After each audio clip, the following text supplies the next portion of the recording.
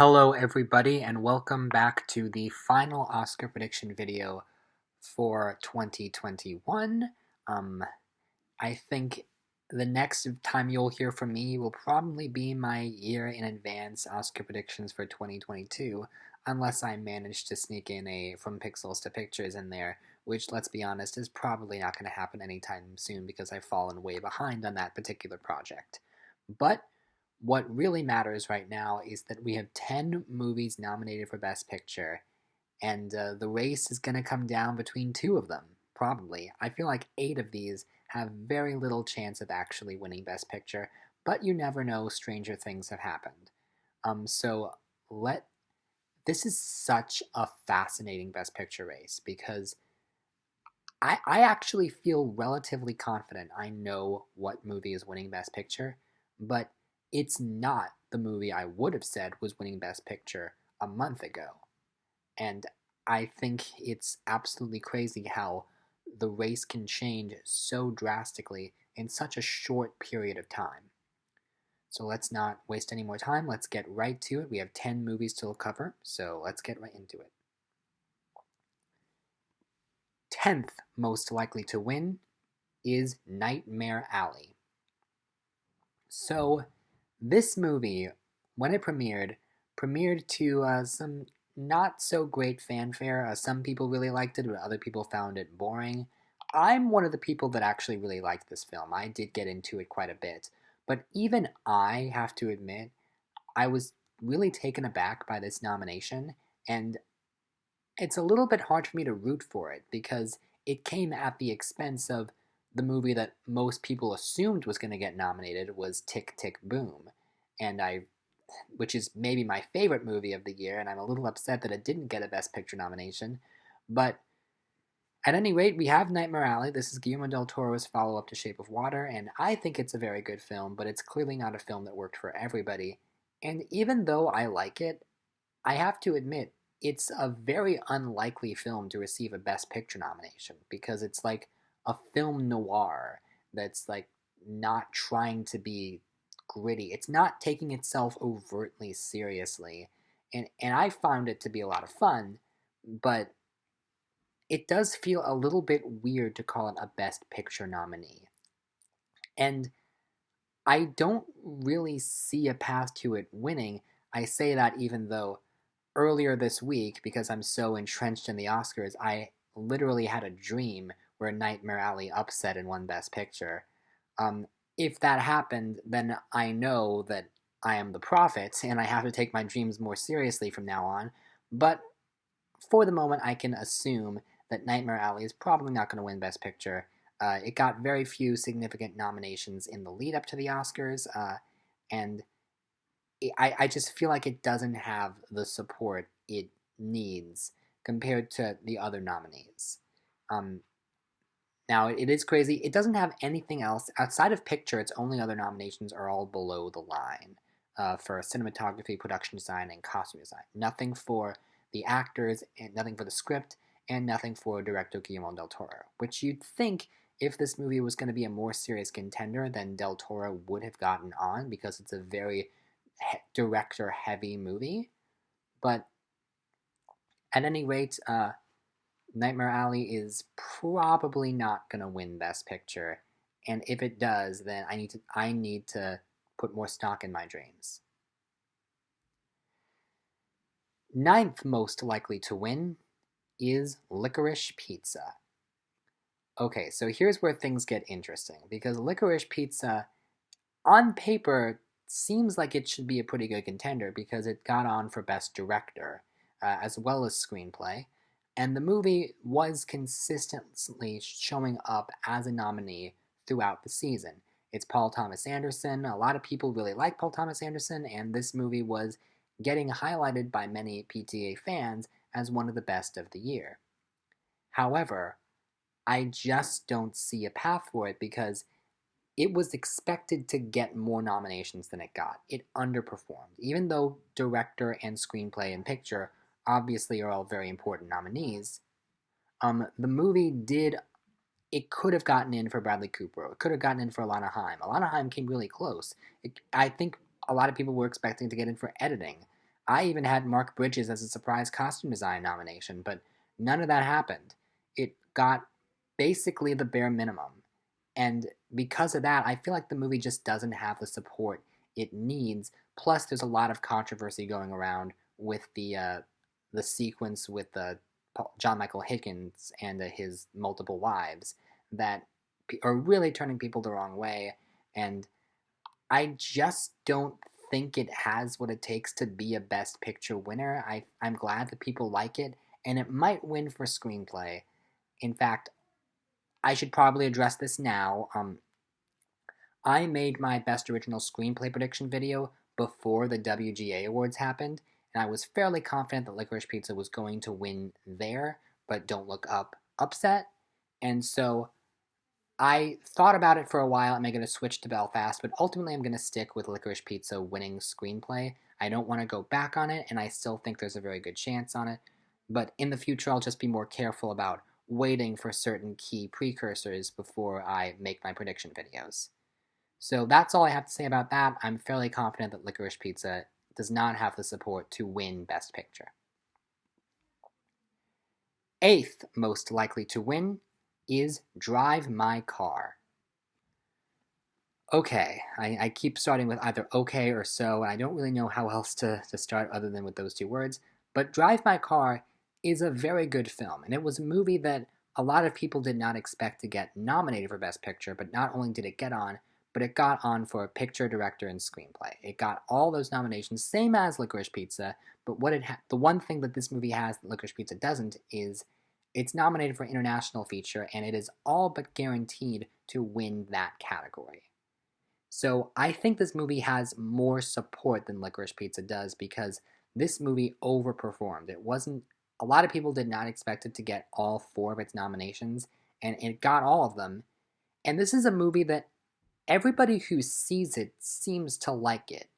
You wouldn't think that everybody would be super into this 3-hour drama that's in Japanese and is about grief, but I feel like the type of people who wouldn't like this movie are the type of people who aren't even going to bother seeing it, much less sticking with it all the way through.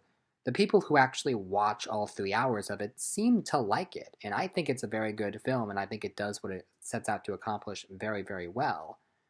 Now, could it actually win Best Picture? I think it's unlikely to do it. Yes, the movie is quite well liked, but the fact that it's guaranteed pretty much a win for International Feature means I think the Academy are going to feel like that's enough of a reward for it. Now, granted, we've already had an International Feature win picture just 2 years ago with Parasite.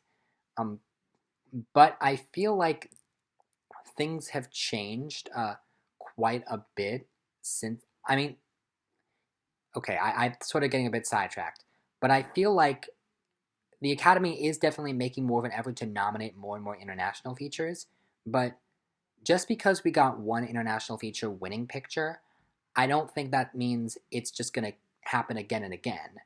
I think we're going to see more international features more firmly in the running to win Best Picture, but the fact that it sort of had to fight to get the nomination. It didn't get on for Globe or Critics' Choice or BAFTA or what else? It missed a lot of important things. And I was predicting it to get nominated, and I'm happy that it did. But even though people like the film on film Twitter, I think overall this 3-hour slow burn Japanese drama is a bit of a hard sell. And I think that there's other movies that have built up much more of a campaign. I think Oscar voters will be like, oh, we'll give that international feature, and that'll be it. We don't need to award it anywhere else. Or if we do, it'll be in screenplay, and that'll be the big surprise. I don't see a world in which this wins Best Picture. Seventh most likely to win is Dune. Okay, so here we have a really interesting example, because this movie, first of all, is science fiction, is a genre that the Academy really does not like to dip into that much. They don't like anything sci-fi or fantasy. Occasionally they'll go with a Return of the King or a Shape of Water, but I don't think they've ever done a science fiction movie. And this is an epic science fiction. On the level of something like Lord of the Rings, but where Lord of the Rings won for its final part, this is part one of two. And a lot of criticisms have been leveled at the film for the fact that it is very much a part one and it doesn't really have a conclusive ending. And I've definitely already seen the speculation that part two could be the big Return of the King movie that wins a bunch of Oscars, but I don't think it's going to happen for part one.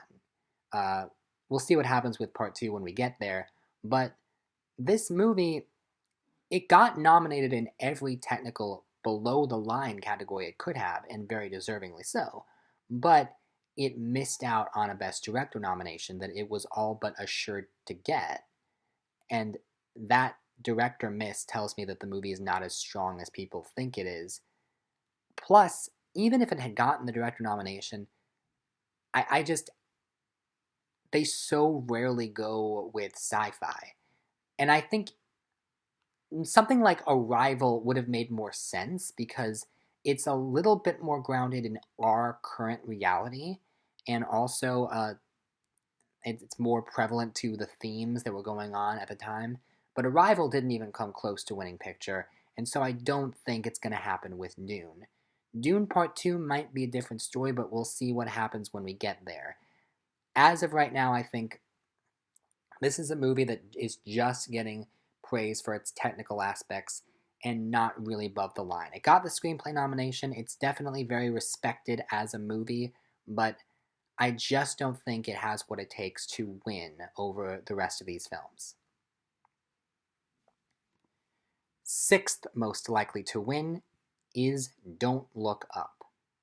Okay, so I debated the placement of this for a while now because part of me is telling myself that it's too high, and part of me is telling myself that it's not high enough.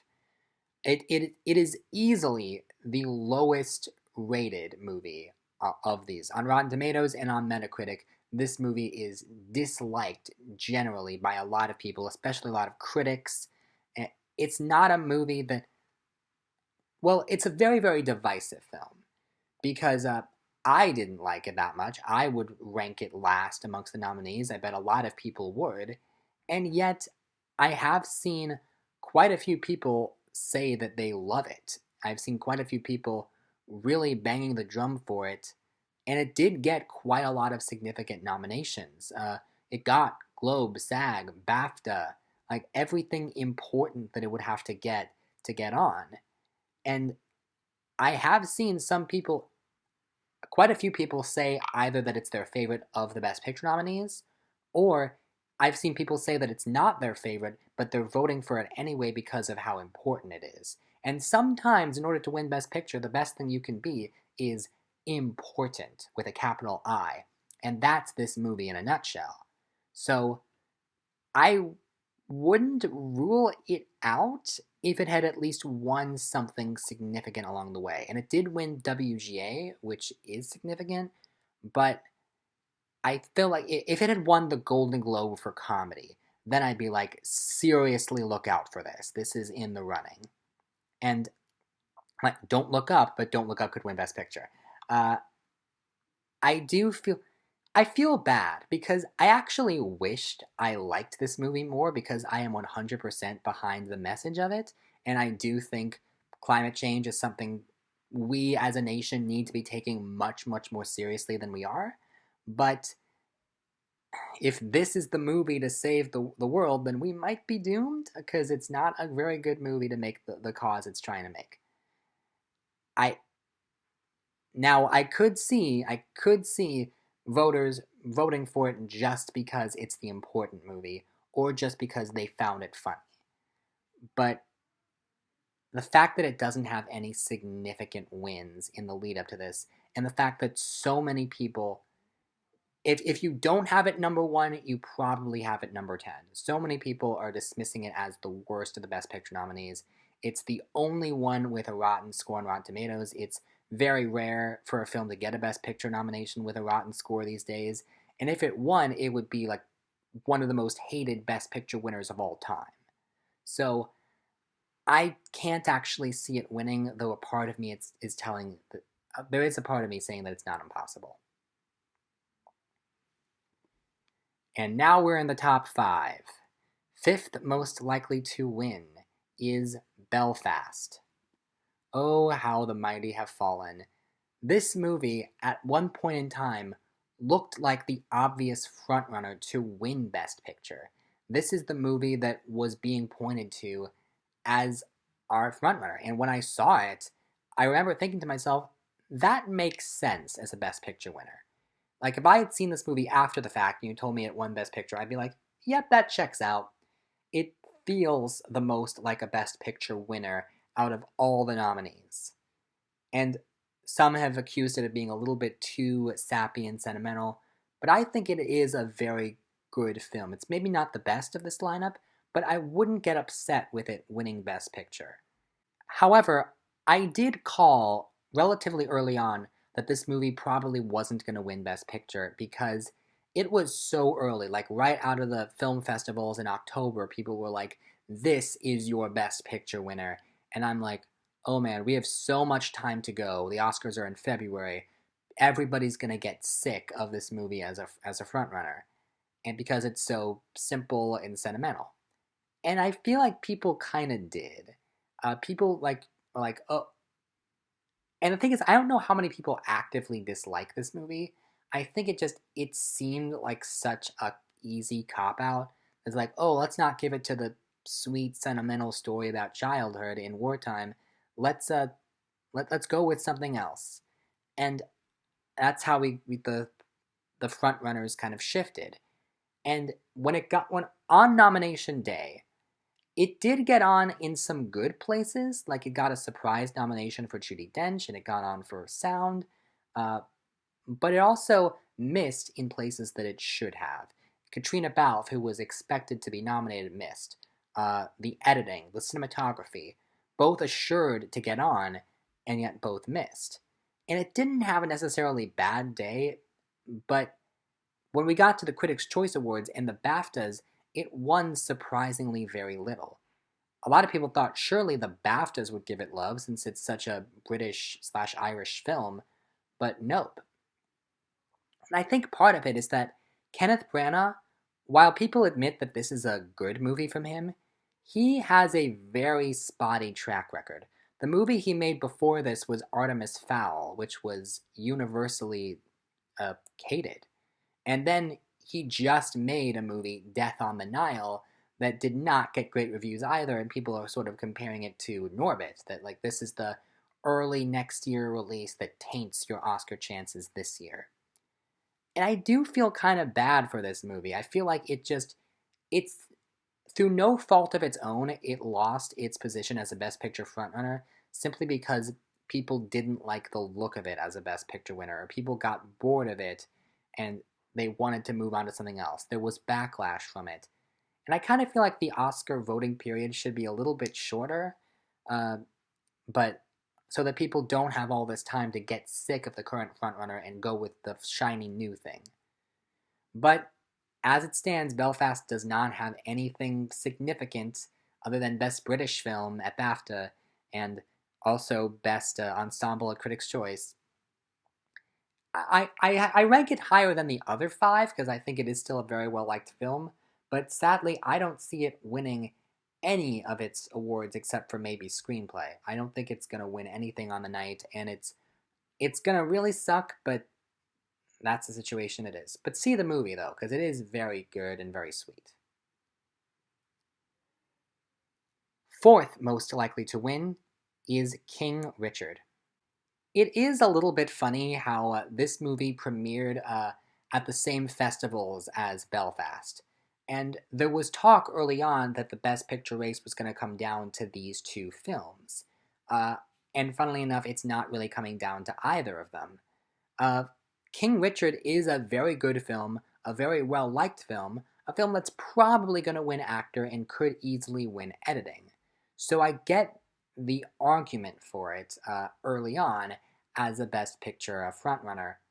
And when the nominations came out, there was a point in time when it looked like the number two, because it actually did fairly well. It got 6 nominations, it didn't really miss anywhere it was expected to get on, I mean, yes, it did miss director, but it's not a very flashy directorial effort, so a lot of people were not really predicting it to get in for director. The movie did well on nominations day and is really well liked, so I think it's higher than the six I mentioned earlier. But the reason I have it number four is quite simply it has not won anything major in the best picture race or even the best ensemble race. It's a movie that people really like, and it benefits, sadly, from being one of the few films about race in this category that some voters may want to check it off based on that alone, which is not to demerit the merits of the film, because it is great and it is sweet and it is very well made and well acted and well written and all that. I would not hate it if this were a Best Picture winner, but I think it just feels a little bit too safe for some people, a little bit too simple.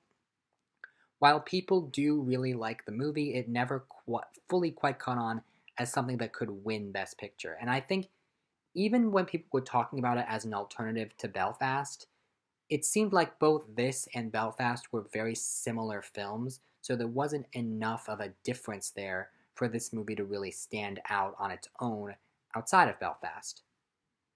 So, put simply, if this movie had won anything significant throughout the season, and there was a point in the time when that looked possible, then this could be a sneaky Best Picture contender. It could have won SAG Ensemble, it could have won PGA, it could have won Critics' Choice, it could have won a lot of things. But ultimately, this film lost. The movie had opportunities to cement itself as a true contender to win Best Picture, and if it won, it would be winning with no major precursor wins ahead of itself. Again, I do think it's in a stronger place than the other movies I mentioned, but of the movies that don't have any significant precursor wins, this is the one I would rank the highest. But having significant precursor wins does account for a lot. And so, while it's not impossible that it wins Best Picture, I think it's very, very unlikely. Third most likely to win is West Side Story. So first and foremost, I would like to apologize to Steven Spielberg and the makers of this film for doubting them. If you go back to my early Oscar prediction videos made throughout the year, I was constantly doubting that West Side Story was going to be a big awards contender. Even though everyone else pretty much knew that it was going to be one, I said, come on, he's remaking one of the most famous Best Picture winners of all time. It's such a beloved movie musical. Like, why do it again? And I think there are some people who still feel that way, but for the most part, people do genuinely really like this remake. Everything in it is very well done except for the performance of one of its leads, but it is a very finely well-made film. It's Spielberg's first musical. He directs it like he's directed musicals all his life, and it's a lot of people are calling it one of the better films he's made in the past few decades. It really is a great film, and the reason I have it ranked number 3 is because this movie does have an important precursor win. It has the Golden Globe for Best Picture Comedy Musical, beating out fellow Best Picture nominees Don't Look Up and Licorice Pizza. So, for that reason, and also the fact that it premiered recently on Disney Plus and that more people started watching it, people do like this film, people do respond to this film. It is one of the, I think generally it's one of the Best Picture nominees that people like the most. And there was a point in time when it started to look like this could be a sneaky frontrunner to take the whole thing, to take Best Picture. But that never really materialized. And I think the reason it never really materialized is very simply a lot of Oscar voters feel like we've done this before. We've already given West Side Story Best Picture. We gave it Best Picture 60 years ago. Why do we need to give West Side Story Best Picture again? I just feel like so many people are a stickler for the original, especially when the original is this beloved. It won 10 Academy Awards, including Best Picture. Like, you don't remake movies that are that legendary. I mean, Spielberg deserves a lot of credit for making it as successful as he did, but I just feel like the Academy Awards are going to be hesitant to award it. Even though the movie is very well liked, even though it does introduce a lot of bright, young, new talent to the world, I just don't see it happening. I think, and maybe if it had won a little bit more, I would have conceded defeat. And I already do concede defeat because I didn't think it was going to get nominated, but it did get quite a lot of significant nominations, and it's number 3. Like, it's not number 10. It is legitimately solidly in the race. And I do think this is a race with a top 2. I'm not going to say it again. I'm just going to say it's between the top 2. I don't see any of the bottom 8 winning Best Picture. But if one of them did, if I had to pick one of the bottom 8 to win Best Picture, I would say it's West Side Story. But it's probably not going to happen. If West Side Story did win, it would be like the biggest shock ever. And it would confuse a lot of people because there's 2 West Side Stories that won Best Picture. And I think people going through like the history of Oscar winners would be like, kind of weird they gave it to basically the same movie twice. I get that there are differences, I get that there are updates, but there are still some people that are like, why redo what was near perfect the first time? So let's get to it. I really do think this is, at the end of the day, a two-way race. I don't think it's going to be anything other than those 2. You can rearrange 3 through 10 in whatever order you want. But for me, it all comes down to these 2. And a month ago, I never would have imagined myself saying these words, but second most likely to win is The Power of the Dog. Now, this is an interesting case because this movie premiered to near universal acclaim, although there was a little bit of pushback that this wasn't the type of movie that could actually win Best Picture. It was too dark. It was this slow, thought-provoking drama that's not the sort of feel-good, lighthearted thing that usually wins Picture. And it would be a bit of an uphill climb for it to win, but it did seem possible. And the movie was racking up in critics' wins as the season went on, and then won the Globe. And then the big moment came when the Oscar nominations were announced, and Power of the Dog was nominated for basically every possible category it could have gotten nominated for, except costume design. If it had gotten a costume design nomination, then it would have joined Who's Afraid of Virginia Woolf as the only movies to receive Oscar nominations in every single category it was eligible for. And, of course, we saw that nomination haul and we said, Best Picture is over. Nothing else can come close to winning Best Picture. And it's a great film, and I was excited. But there was a small part of me that was like, but it would be weird for it to win Best Picture, wouldn't it? Because I get that it has all this love, and it is a great film, don't get me wrong. But when I saw it for the first time, I thought to myself, I didn't dislike that, but I'm not really sure what to think. And then I went back and I listened to like people's analysis of the movie, and then I watched it a second time, and then I'm like, oh yeah, now I get it. And I actually just recently watched it for a third time, and it does really hold up. It is a great movie that just keeps getting better on rewatches.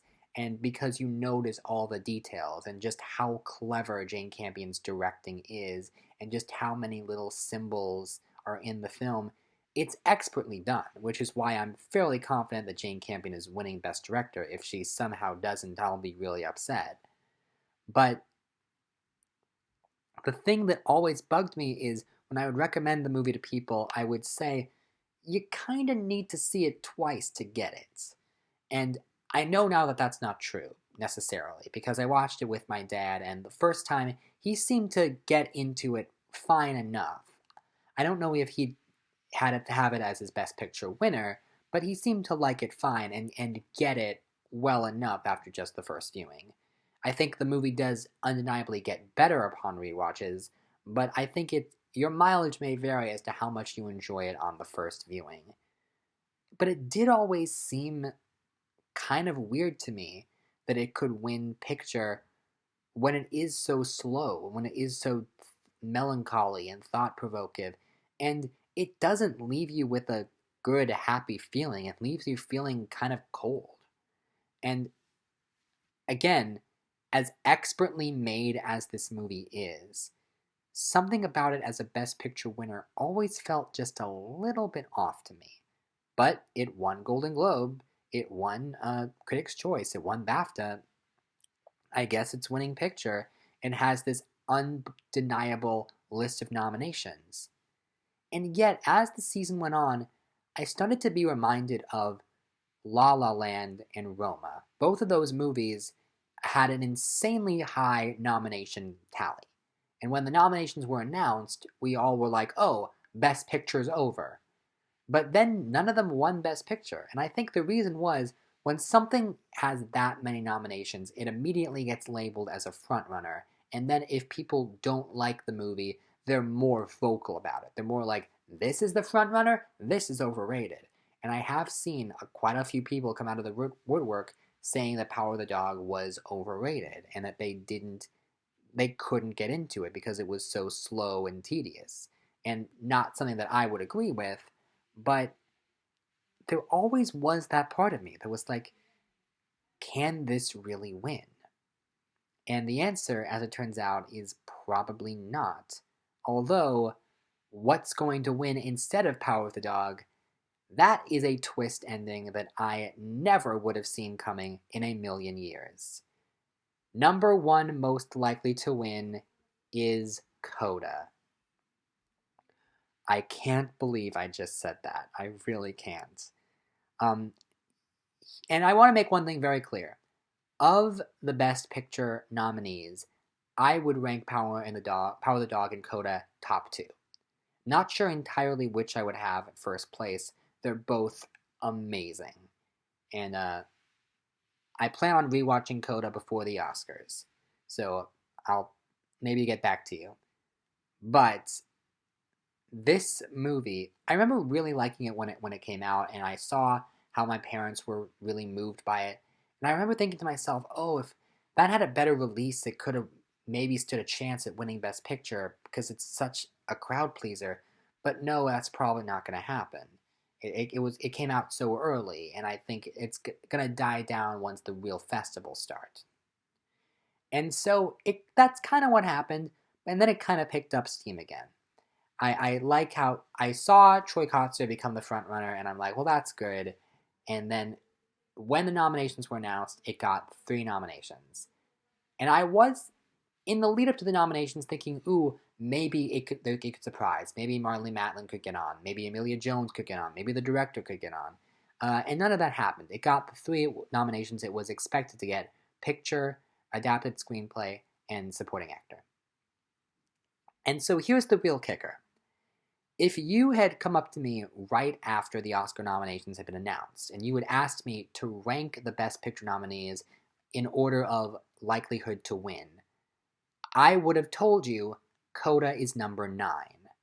I would have been like, it doesn't have a director nomination, it doesn't have an editing nomination, it has nothing below the line, only 3 nominations, it doesn't have a chance. And that would have been that. And then SAG happened. And I thought, okay, I understand why it won SAG, but it doesn't mean anything. It's like Black Panther, it's like Hidden Figures. Sometimes SAG really doesn't mean anything. And then after SAG, there was Hollywood Critics' Choice Association and the speeches that were given, and there started to be sort of a narrative around it. And you can find somewhere on the Best Supporting Actor video, I talk about how ridiculous it is that people are saying that Coda can win Best Picture. I'm like, it's not gonna happen. It's 3 nominations. No movie's won with 3 nominations since The Broadway Melody in 1929, and even that had Best Director. Like, people are deluding themselves if they think this is gonna happen. And then when BAFTA happened, and it wasn't nominated for Best Film, but it overtook Power of the Dog and Best Screenplay, that was when I started to pay a little more attention. But I was like, no, it can't be number two. Like it's gotta be lower than that. It's not. This can't really win Best Picture, could it? And then, boom, PGA. When it won PGA, everything changed. And I remember that whole morning being like, I think Coda might be winning now. And I feel weird for saying that, but I think it might be winning. And it's crazy to believe that PGA was a week ago. Because, again, if you had asked me 1 week ago, I would have told you Coda wasn't winning. But now PGA happened, and look at what's happened since then.